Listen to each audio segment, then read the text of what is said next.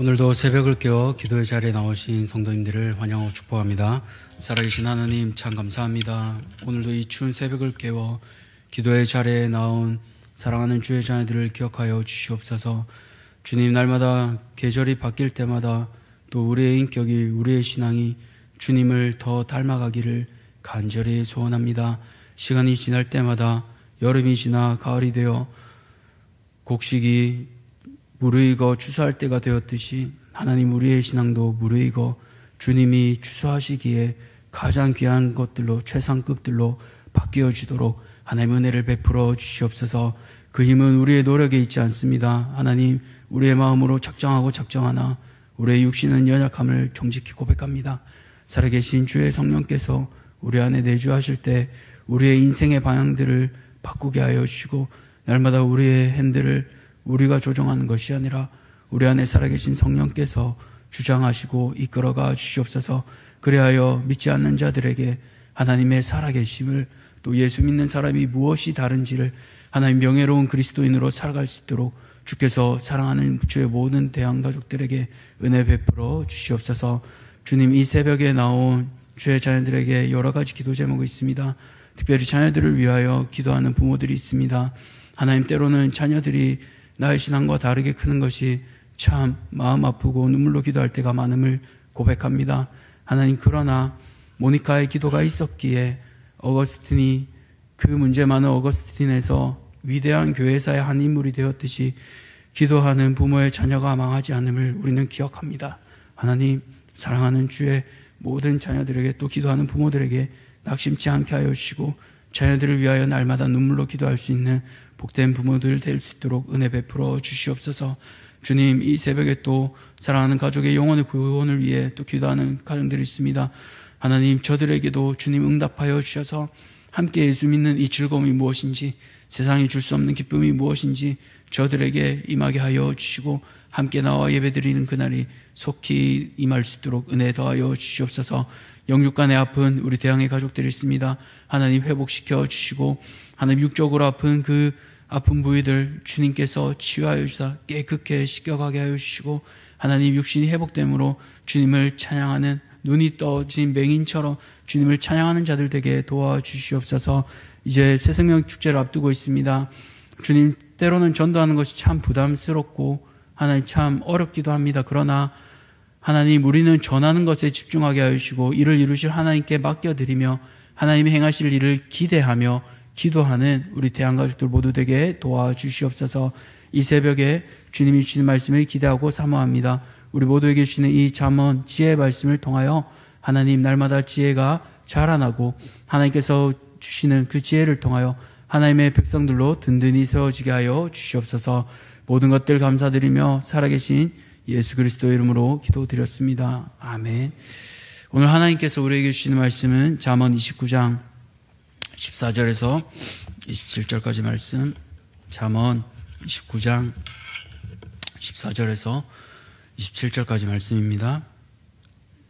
구약성경 944쪽 잠언 29장 14절에서 27절까지 함께 교독하겠습니다. 왕이 가난한 자를 성실히 신원하면 그의 왕위가 영원히 견고하리라. 저축과 꾸지람이 지혜를 주거늘 임의로 행하게 버려둔 자식은 어미를 욕되게 하느니라. 악인이 많아지면 죄도 많아지나니 의인은 그들의 망함을 보리라. 내 자식을 징계하라. 그리하면 그가 너를 평안하게 하겠고 또 내 마음에 기쁨을 주리라. 묵시가 없으면 백성이 방자히 행하거니와 율법을 지키는 자는 복이 있느니라.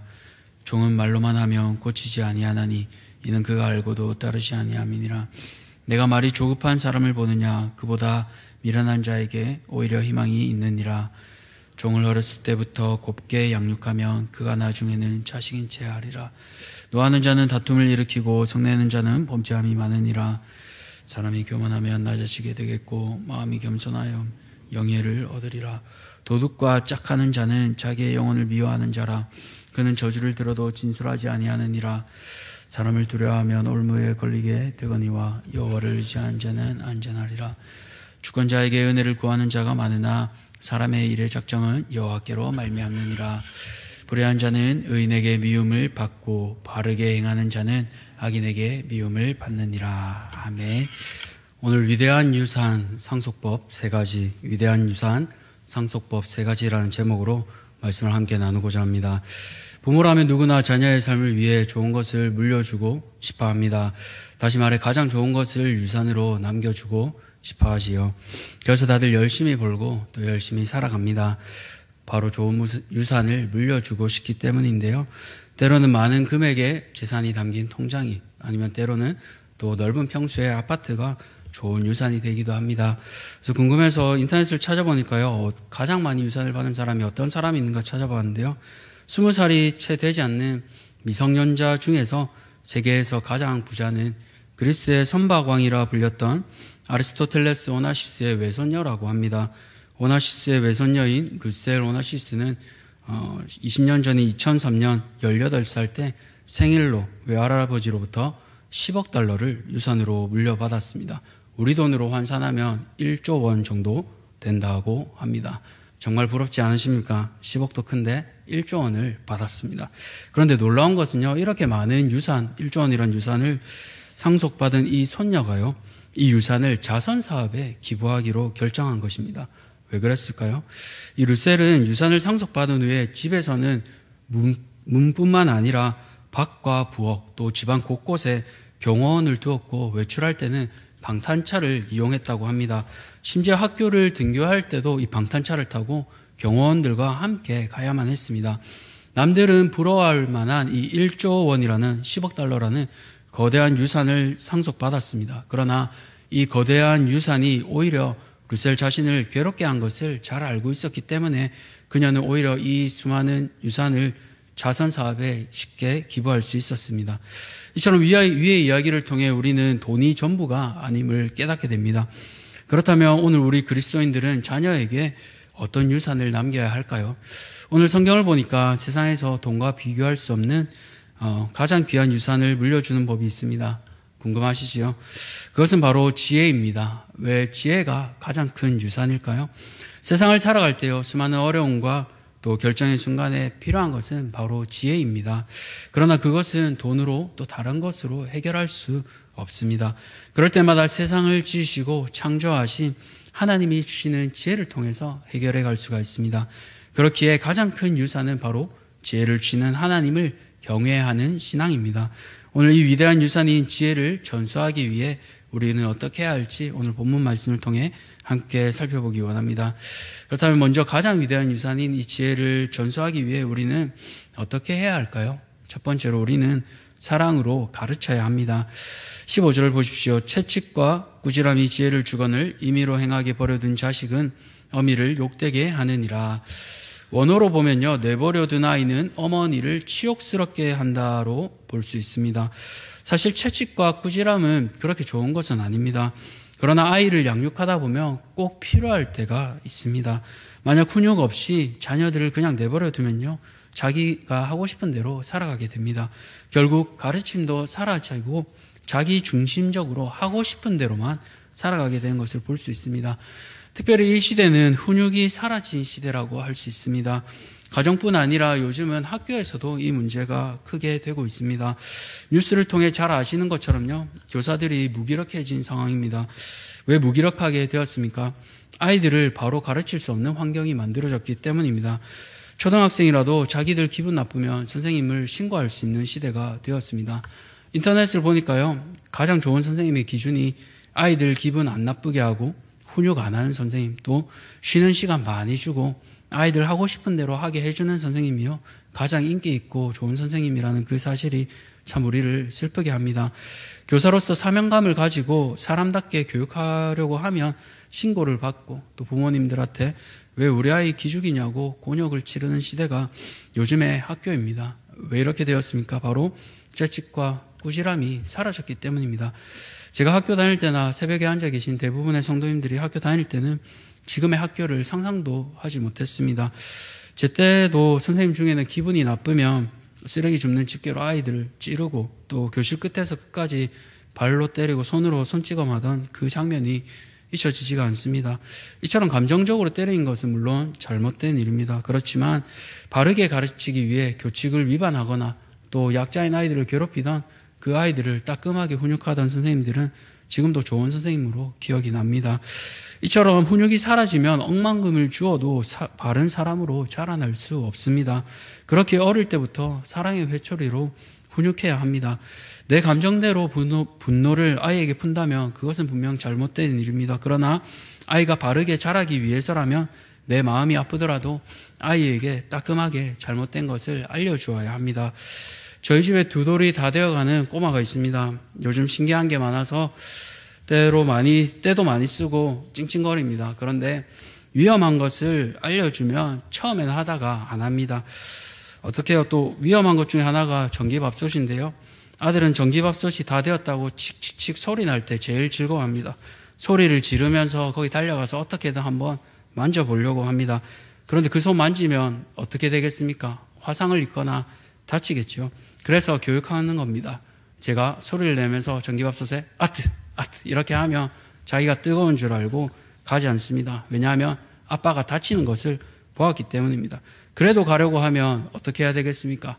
못 가게 안고 또 엉덩이를 몇 대 때려서라도 가지 못하게 합니다. 왜냐하면 자녀가 다치는 것이 싫기 때문입니다. 그냥 두면 아이가 큰 위험에 빠질 수 있기 때문입니다. 이처럼 자녀를 진정으로 사랑한다면 그냥 둘 수 없습니다. 잠언 13장 24절은 매를 아끼는 것은 자식을 미워하는 것이다. 진정으로 자식을 사랑하는 부모는 성실하게 자식을 징계한다라고 우리에게 교훈하고 있습니다. 사랑하는 성도님들, 이처럼 가장 귀중한 유산인 지혜가 자녀들에게 체화되기 위해서는 사랑의 회초리가 필요합니다. 그럴 때 어떻게 됩니까? 우리 17절을 우리 함께 읽겠습니다. 내 자식을 징계하라. 그리하면 그가 너를 평안하게 하겠고 때 내 마음에 기쁨을 주리라. 아멘. 바로 훈육이 있을 때 우리 아이들이 건강하게 자랄 수 있습니다. 자녀의 신앙을 방치하면 자녀가 무엇을 이루었든지 결국 부모에게 수치로 돌아오고 자녀가 지혜로우면 부모에게 기쁨으로 돌아오게 됩니다. 번영하는 악인이 아니라 의인으로 살게 하려면 많은 재산보다도 징계를 통해서라도 지혜를 주어야 합니다. 그러할 때 기쁨으로 돌려받을 것입니다. 그렇기 위해 아프더라도 사랑의 회초리로 들을 수 있는 우리 성도님들 되시기를 축복합니다. 두 번째로 가장 위대한 유산인 지혜를 전수하기 위해 우리는 어떻게 해야 할까요? 바로 말씀으로 가르쳐야 합니다. 첫 번째로 지혜를 전수하기 위해서 어떻게 가르쳐야 할지 훈육의 방법을 다루었습니다. 앞서 방법론을 배웠다면 두 번째로는 내용을 다루어야 합니다. 그 내용은 바로 말씀입니다. 18절을 보시면 묵시가 없으면 백성이 방자에 행하거니와 율법을 지킨 자는 복이 있느니라 라고 말씀합니다. 보통 이 묵시는 선지자들이 자신들이 하나님께 받은 말씀을 묵시로 표현하는데요. 오늘 우리가 본 이 18절에서 뒤에 율법과 평행을 이루는 것을 보아 환상이나 묵시보다는 계시, 즉 하나님의 말씀을 뜻하는 것으로 볼 수 있습니다. 이 묵시, 즉 하나님의 말씀이 없으면 백성들은 방자하게, 다시 말해 자기 마음대로 행동합니다. 이 예를 우리는 사사기를 통해 잘 알 수 있지요. 사사기의 가장 주된 말씀이 무엇입니까? 그때 이스라엘에 왕이 없으므로 백성들이 각기 자기 소견에 옳은 대로 행하였더라. 이스라엘에 왕이 없었습니다. 그런데 진짜 왕이 없었습니까? 아닙니다. 물론 눈에 보기에는 왕이 없었지만 이스라엘의 왕은 사람의 눈에 보이지 않지만 살아계신 하나님이셨습니다. 이 왕이신 하나님의 말씀을 날마다 듣고 새겨야 하는데 백성들이 눈에 보이지 않는 하나님 대신 남아있는 가나안 족속들에게 동화되었습니다. 그렇게 배워야 할 하나님의 말씀이 사라지고 그 자리에는 이방인들의 정신이 남게 되었습니다. 그 결과를 보시면 사사기 17장 이후에는 레위인이 말씀대로 살기보다는 자신의 생각에 옳은 대로 살게 되는 것을 볼 수 있습니다. 참으로 슬픈 일이 아닐 수 없습니다. 사랑하는 성도님들, 자녀들이 하나님의 사람으로 자라나기를 원하십니까? 그렇다면 말씀을 가르치셔야 합니다. 물론 그렇게 말씀하실 수 있습니다. 말씀은 목회자들이 준비하셔야죠. 그렇지만 목회자가 말씀을 준비하지만 가정에서 자녀들의 말씀이 심겨지기 위해서는 먼저 자녀들이 큐티할 수 있도록 가르쳐 주어야 하고 또 말씀을 암송할 수 있도록 날마다 교육하고 가르쳐야 합니다. 그러할 때 우리 자녀들에게 하나님의 온전한 말씀이 심겨질 줄 믿습니다. 마지막으로 위대한 유산인 지혜를 전수하기 위해 우리는 어떻게 해야 할까요? 마지막으로 하나님을 경외하는 모습을 우리 부모들이 보여주어야 합니다. 우리가 잘 아는 김장한 목사님의 아들인 김요셉 목사님은 삶으로 가르친 것만 남는다라는 책을 쓰셨습니다. 제목이 우리에게 시사하는 바가 있습니다. 그렇습니다. 사람은 말로 하는 것보다 행동으로, 즉 사는 모습을 통해서 본받게 됩니다. 그래서 부모된 우리는 더 두렵고 떨립니다. 그렇다면 부모된 우리는 삶에서 어떤 모습을 자녀들에게 보여주어야 할까요? 우리 25절 말씀을 우리 함께 읽겠습니다. 사람을 두려워하면 올무에 걸리게 되거니와 여호와를 의지하는 자는 안전하리라. 아멘. 살아가면서 누구를 두려워하는가? 이 문제는 참으로 중요한 문제입니다. 마음속에 누구를 중심으로 삼고 살아가는지가 가장 잘 드러나기 때문입니다. 특별히 우리 시대는요, 하나님보다 사람을 두려워하는 시대입니다. 사람들은 자기에게 유익한 사람과 친분을 가지기 위해 악청과 내부를 사용합니다. 그러나 진정으로 우리가 두려워해야 할 분은 바로 하나님 한 분이십니다. 왜 그렇습니까? 하나님 외에 다른 것을 의지하며 결국 무너지지만 하나님을 의지하면 안전합니다. 홍수가 날 때 마치 모래성에 지은 집은 무너지지만 반석 위에 세운 사람은 흔들리지 않는 것처럼 말입니다. 우리 자녀들도 반석 위에 집을 세운 사람처럼 살아가기 위해서는 먼저 우리가 반석 위에 집을 세우고 사는 모습을 보여주어야 합니다. 날마다 위기와 어려움 상황 속에서 하나님을 선택하는 모습을 보여주시기 바랍니다. 어떻게 보여줄 수 있을까요? 먼저 우리 부모님들이 하나님 앞에 기도하는 모습을 보여주십시오. 또 주일 성수하는 모습, 11조와 헌금하는 모습, 이 모습들을 형식적으로만 하는 것이 아니라 온 마음을 다해 진심으로 하나님을 예배하는 그 모습을 우리 자녀들에게 보여주시기 바랍니다. 저도 어릴 때 다른 것은 몰라도 주일 예배에 빠지고 땡땡이 치고 하면 눈물이 나도록 혼이 났습니다. 용돈 받으며 먼저 11조 드리고 가장 깨끗한 돈으로 헌금 드리는 것을 교육받았습니다. 그리고 주일에 예배 드리러 갈 때는 가장 귀하고 깨끗한 옷을 입도록 교육받았습니다. 그런데 먼저 그렇게 하기 전에요, 부모님께서 보여주셨습니다. 헌금할 때 항상 토요일마다 가장 깨끗한 신권을 은행에서 받고 오셨고, 주일에는 비싼 옷은 아니지만 그래도 가장 좋고 깨끗한 옷을 미리 입고 준비해서 가셨습니다. 그걸 주일마다 예배 때마다 또 토요일에 준비하는 모습을 보시면서 당연히 그렇게 하는 거구나. 주일에는 하나님을 섬기고 하나님을 예배하기 위해 준비하는 것이구나 하는 것을 직접 보고 또 그것이 제 안에 교육이 되었습니다. 이처럼 자녀들은 부모가 삶으로 보여준 것만 보고 배우게 됩니다. 사랑하는 성도님들, 우리 자녀가 다른 것보다 하나님만 의지하기 바란다면 먼저 부모된 성도님들께서 하나님을 의지하는 그 모습을 보여주시기 바랍니다. 그럴 때 우리 자녀들도 자연스럽게 하나님을 먼저 의지하는 자녀들이 될 것입니다. 말씀을 맺겠습니다. 오늘 말씀을 통해 위대한 유산인 지혜 상속법 3가지를 나누었습니다. 가장 위대한 유산은 돈이 아니라 지혜임을 서두의 서론을 통해서 우리는 깨닫게 되었습니다. 그렇다면 가장 위대한 유산인 이 지혜를 전수하기 위해 우리는 3가지로 먼저 사랑으로 양육해야 합니다. 자녀가 바르게 가기 위해 때로 사랑의 회초리를 들어야 합니다. 또 양육의 내용으로 말씀을 가르쳐야 합니다. 때를 얻든지 못 얻든지 길을 갈 때나 서 있을 때나 집에 있을 때나 부지런히 아이들과 함께 말씀을 읽으시고 또 암송할 수 있는 부모님들 되시기를 바랍니다. 마지막으로 하나님을 경외하는 모습을 늘 삶 가운데 보여주시기 바랍니다. 늘 삶에서 하나님이 우선인 그 모습을 삶으로 드러낼 때 우리 자녀들도 자연스럽게 어거스틴처럼 하나님을 경외하며 하나님을 사랑하는 믿음의 자녀들로 자라날 줄 믿습니다. 이 시간 함께 기도하겠습니다. 하나님 감사합니다. 오늘 잠언 지혜의 말씀을 통해서 가장 귀하고 소중한 유산이 지혜임을 깨닫게 됩니다. 돈을 주면 가장 좋을 것 같고 아이에게 도움이 될 것 같지만 때로는 그것이 오히려 자녀를 망치고 자녀에게 위험이 되기도 하는 것을 우리는 세상의 여러 가지 뉴스를 통해 보고 배우게 됩니다. 하나님, 또 때로는 우리가 돈을 물려주고 싶어도 돈이 없을 때도 있습니다. 그렇다면 가장 소중한 지혜인 유산을 자녀들에게 물려주려고 합니다.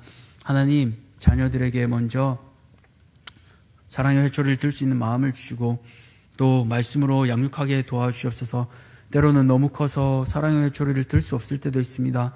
하나님, 그럴 때 우리에게 지혜를 주셔서 자녀들과 대화할 수 있는 마음을 자녀들에게도 허락하여 주시고 자녀들의 마음을 열어주셔서 훈육하기 너무 늦었다 생각되는 이때에도 하나님께서 은혜 베풀어 주셔서 대화할 수 있는 장들을 열어가 주시고 하나님 그 부모의 신앙을 보고 하나님 우리 사랑하는 부모님이 우리 하나님을 이렇게 사랑하는구나, 이렇게 하나님을 경외하는구나 삶으로 드러나는 그 모습을 통해 더 이상 회초리 들 수 없는 그때에도 하나님을 사랑하며 경외하는 그 부모의 모습을 통해 우리 자녀들이 믿음으로 변화될 수 있도록 은혜 베풀어 주시옵소서. 이 새벽에 눈물로 기도하는 부모들이 있습니다. 하나님 불신의 가정에 있는 자녀들, 또 믿음으로 훈육하지만 우리 마음대로 되지 않는 자녀들 주님께서 아시는 줄 믿습니다. 그 자녀들 마음 가운데 오늘도 함께하여 주셔서 애끓는 그 부모의 눈물을 기억하게 하여 주시고 자녀들이 변화되어 어거스틴과 같이 하나님께 귀하게 사용받게 도와주시고 우리 교회사에서 또 우리 교회에서 하나님의 귀한 기둥으로서 살아가는 귀한 우리 믿음의 자녀들 될 수 있도록 은혜 베풀어 주시옵소서. 오늘도 모든 것들 주님께 의탁드리며 살아계신 예수 그리스도 이름으로 기도드렸습니다. 아멘. 하늘에 계신 우리 아버지여, 이름이 거룩히 여김을 받으시오며 나라가 임하시오며 뜻이 하늘에서 이루어진 것 같이 땅에서도 이루어지이다. 오늘 우리에게 일용할 양식을 주시옵고 우리가 우리에게 죄 지은 자를 사하여 준 것 같이 우리 죄를 사하여 주시옵고 우리를 시험에 들게 하지 마시옵고 다만 악에서 구하시옵소서. 나라와 권세와 영광이 아버지께 영원히 있사옵나이다. 아멘. 오늘은 필리핀에 계신 남은우 선교사님을 위해 기도하겠습니다. 첫 번째는 어려움 중에도 복음을 위해 사명을 다할 수 있도록, 또 두 번째로 현지 교회와 사역자들이 말씀의 진리 안에서 강건하도록, 마지막으로 아름다운 섬김을 통해 교회가 지역사회의 소망과 위로가 될 수 있도록 기도하겠습니다. 먼저 복음을 위해 사명을 다할 수 있도록, 또 교회와 사역자들이 진리 안에서 강건하도록, 마지막으로 섬김을 통해 교회가 지역사회 간의 소망이 될 수 있도록 필리핀에 계신 남은우 선교사님을 위해 기도하시고 개인의 기도 제목을 가지고 각자 기도의 자리로 나아가겠습니다.